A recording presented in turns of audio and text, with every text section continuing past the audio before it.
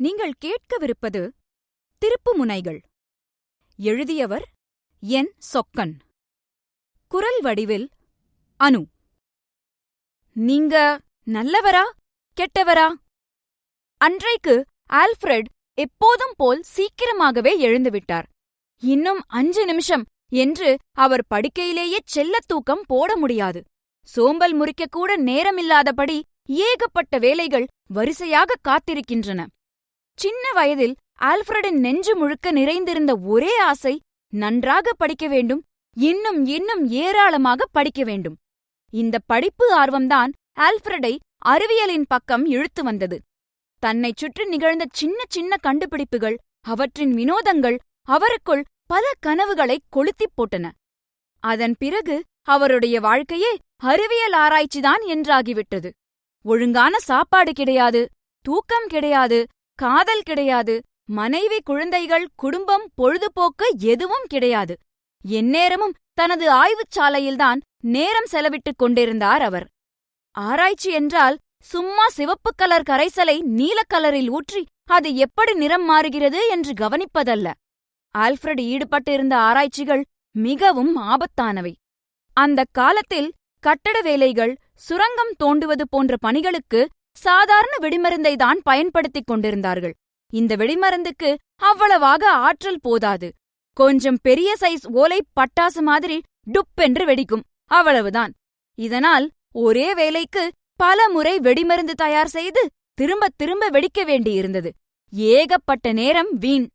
இதை கவனித்த ஆல்ஃபிரடுக்கு ஒரு யோசனை. இப்படி சக்தி குறைவான வெடிமருந்தை வைத்துக்கொண்டு போராடுவதற்கு பதில் இன்னும் ஆற்றல் அதிகமுள்ள ஒரு ரசாயனப் பொருளை கண்டுபிடித்தால் என்ன? அதாவது சாதாரண வெடிமருந்தை 4-5 முறை வெடிக்கச் செய்வதற்கு பதில் அவருடைய இந்த கண்டுபிடிப்பை ஒரு முறை வெடித்தாலே போதும், உடனடி பலன் கிடைக்கும். கேட்பதற்கு சுலபமாக இருக்கிறது. ஆனால் இந்த ஆராய்ச்சியை செய்து முடிப்பதற்கு ஆல்ஃபிரட் பட்ட பாடுகள் கொஞ்ச நஞ்சமல்ல. பலவிதமான வெடிப்பொருள்களை தயாரித்து பரிசோதனை செய்ததில் ஏகப்பட்ட விபத்துகள், உயிரிழப்புகள். ஏதோ ஒரு மருந்து எக்குத்தப்பாக வெடித்து ஆல்ஃபிரடின் சொந்த தம்பியே இறந்துவிட்டார். ஆனாலும் ஆல்ஃபிரட் சளைக்கவில்லை. இப்படி ஒரு ஆபத்தான பரிசோதனை தேவையா என்று நண்பர்கள், உறவினர்கள், பத்திரிகைகள், பொதுமக்கள், அரசியல்வாதிகள் யார் சொன்னாலும் அவர் தன்னுடைய முடிவில் உறுதியாக இருந்தார். நாளைய சமூகத்துக்கு ஒரு நல்ல கண்டுபிடிப்பு வேண்டுமென்றால் இது போன்ற இழப்புகளை பொருட்படுத்த முடியாது என்றார் ஆல்ஃபிரட். இந்த முயற்சியில் தன்னுடைய உயிரே போனாலும் பரவாயில்லை என்று தனது ஆராய்ச்சிகளை இன்னும் தீவிரமாக தொடர்ந்தார். இத்தனை கஷ்டப்பட்டு உழைக்கிறவர்களுக்கு உரிய பலன் கிடைக்காமல் போகுமா? தான் விரும்பியது போலவே சக்தி மிகுந்த ஒரு வெடிமருந்தை கண்டுபிடித்து விட்டார் ஆல்ஃபிரட். அது மட்டுமில்லை, அந்த வெடிமருந்தை பயன்படுத்துவதில் என்னென்ன பிரச்சனைகள் வரக்கூடும் என்று யோசித்து அவை ஒவ்வொன்றையும் கவனித்து சரி செய்தார் அவர். கொஞ்சம் கொஞ்சமாக அதனை எங்கு வேண்டுமானாலும் பாதுகாப்பாக உபயோகப்படுத்த முடியும் அளவுக்கு மெருகேற்றிவிட்டார். அவ்வளவுதான். சர்வதேச தொழில் உலகம் தீப்பிடித்தாற்போல் பரபரப்பாகிவிட்டது. ஆல்ஃபிரடின் இந்த புதிய கண்டுபிடிப்பு கட்டுமானத்துறை, சுரங்கம் தோண்டுவது, போர்க்கருவிகள் தயார் செய்வது என்று பல விஷயங்களுக்கு பயன்பட ஆரம்பித்தது. ஆல்ஃபிரடுக்கு மிகவும் சந்தோஷம். அவர் இத்தனை தூரம் சிரமப்பட்டதெல்லாம் தன்னுடைய கண்டுபிடிப்பு மக்களுக்கு உபயோகப்பட வேண்டும் என்பதற்காகத்தானே. தனது வெடிமருந்துக்கு டைனமைட் என்று பெயர் சூட்டிய ஆல்ஃபிரட் உடனடியாக அதனை பெரும் அளவில் தயாரிக்கிற முயற்சிகளில் இறங்கினார். இதற்காக அவர் ஒரு தொழிலதிபராகவும் அவதாரம் எடுக்க வேண்டியிருந்தது. அடுத்த சில ஆண்டுகளில் டைனமைட் உலகம் முழுவதும் பிரபலமாகிவிட்டது. பல நாடுகளில் ஆய்வகங்கள், தொழிற்சாலைகளை அமைத்த ஆல்ஃபிரட் டைனமைட் விற்பனை மூலம் நன்றாக சம்பாதித்தார். தான் கற்பனையிலும் நினைத்துப் பார்க்க முடியாத அளவுக்கு பணக்காரர் ஆகிவிட்டார். ஆனால் அதற்காக அவர் நிம்மதியாக ஈஸி சேரில் சாய்ந்து விடவில்லை. எப்போதும் போல் தன்னுடைய ஆராய்ச்சிகளைத் தொடர்ந்து கொண்டிருந்தார் ஆல்ஃபிரட். எனக்கு ஒவ்வொரு வருடமும் குறைந்தது 300 யோசனைகளாவது தோன்றும். அவற்றில் ஒன்றே ஒன்று உருப்படியான தயாரிப்பாக மாறினால் போதும், எனக்கு பரம திருப்தி என்று அவர் அடிக்கடி சொல்வதுண்டு. உண்மையில் இப்படி தொடர் ஆராய்ச்சிகளில் ஈடுபட்டிருந்த ஆல்ஃபிரட் டைனமைட் போல் இன்னும் நூற்றுக்கணக்கான பொருள்களைக் கண்டுபிடித்திருந்தார். அந்த உற்சாகம்தான் அவரைத் தொடர்ந்து அறிவியல் ஆராய்ச்சிகளில் ஈடுபடத் தூண்டியது. ஒரு பக்கம் தொழிற்சாலை, பிசினஸ் பிரச்சனைகள், இன்னொரு பக்கம் அறிவியல் பரிசோதனைகள், கண்டுபிடிப்புகள் என்று அலைக்கழிந்து கொண்டிருந்த ஆல்ஃபிரட் இப்போதெல்லாம் ரொம்ப பிஸி. 50 வயதை தாண்டிய பிறகும் ஓய்வில்லாமல் உலகம் சுற்றி வந்து கொண்டிருந்தார் அவர். 1988ஆம் ஆண்டு ஏப்ரல் 13ஆம் தேதி அவர் பிரான்சில் உள்ள தனது ஆராய்ச்சி சாலையில் இருந்தார். காலை எழுந்து எதேச்சியாக செய்தித்தாளை புரட்டிய போது முதல் பக்கத்தில் அவருடைய பெயர் தென்பட்டது. அட என்று ஆர்வத்தோடு வாசிக்கத் தொடங்கினார் ஆல்ஃபிரட். மறு வினாடி அவருடைய முகம் அதிர்ச்சியில் விழுந்துவிட்டது.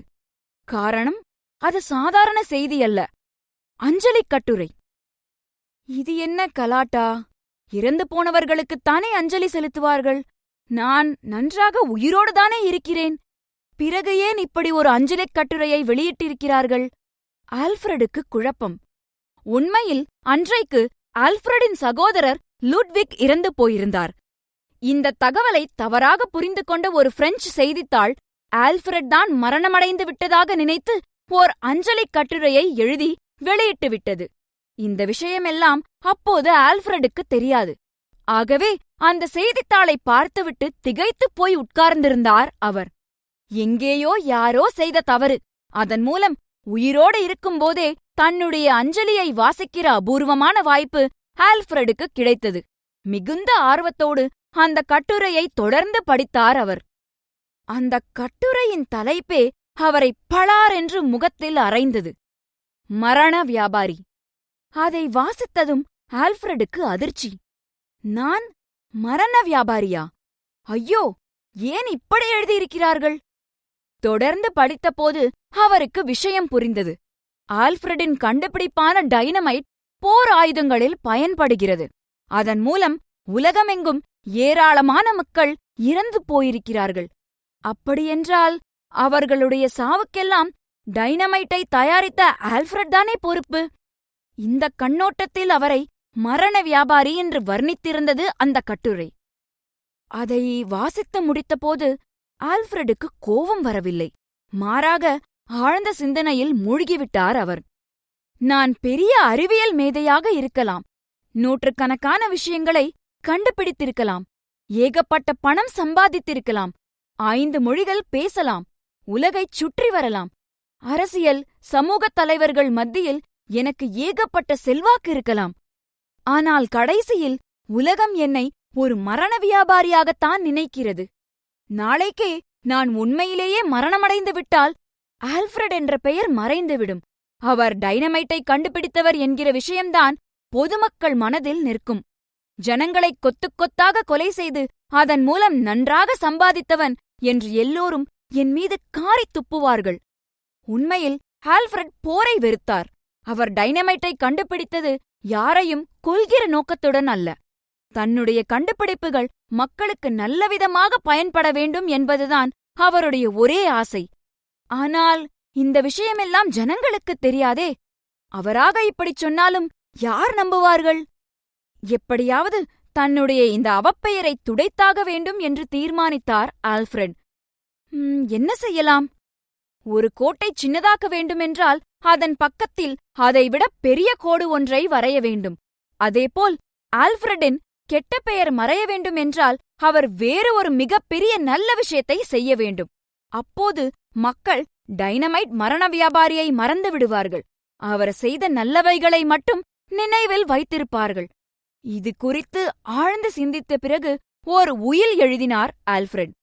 என்னுடைய சொத்து முழுவதையும் பயன்படுத்தி ஓர் உயர்ந்த விருதை உருவாக்க வேண்டும். இந்த விருது ஒவ்வொரு வருடமும் உலக அளவில் அறிவியல், மருத்துவம், இலக்கியம், அமைதிக்காக பாடுபடுகிறவர்களுக்கு வழங்கப்பட வேண்டும். இதன்படி ஆல்ஃபிரட் மரணமடைந்த பிறகு நோபல் என்ற அவருடைய குடும்பப் பெயரில் ஓர் விருது உருவாக்கப்பட்டது. இன்று வரை ஒவ்வொரு ஆண்டும் பல துறைகளைச் சேர்ந்த சாதனையாளர்களுக்கு வழங்கப்படும் பெருமைக்குரிய சர்வதேச விருதாக திகழ்கிறது நோபல் பரிசு. இன்றைக்கு ஆல்ஃபிரட் நோபல் என்றதும் நமக்கு டைனமைட் ஞாபகத்துக்கு வருவதில்லை. நோபல் பரிசு என்கிற உன்னதமான விஷயத்தைத்தான் முதலில் நினைத்துக் கொள்கிறோம். ஆல்ஃபிரட் நோபல் விரும்பியது போலவே அவருடைய மரண வியாபாரி பட்டம் கால ஓட்டத்தில் கரைந்து மறைந்து விட்டது. யோசித்துப் பாருங்கள், நமக்குப் பிறகு உலகம் நம்மை எப்படி நினைவில் வைத்திருக்கப் போகிறது? நல்ல விதமாகவா, கெட்ட விதமாகவா? ஒருவேளை கெட்ட விதமாக என்றால் கவலைப்பட வேண்டாம். ஆல்ஃபிரட் போல் நாமும் நம்முடைய வாழ்க்கையை நல்ல விதமாக மாற்றி எழுதுவது சாத்தியம்தான். இப்போதே அதற்கான பணிகளைத் தொடங்கிவிடுங்கள்.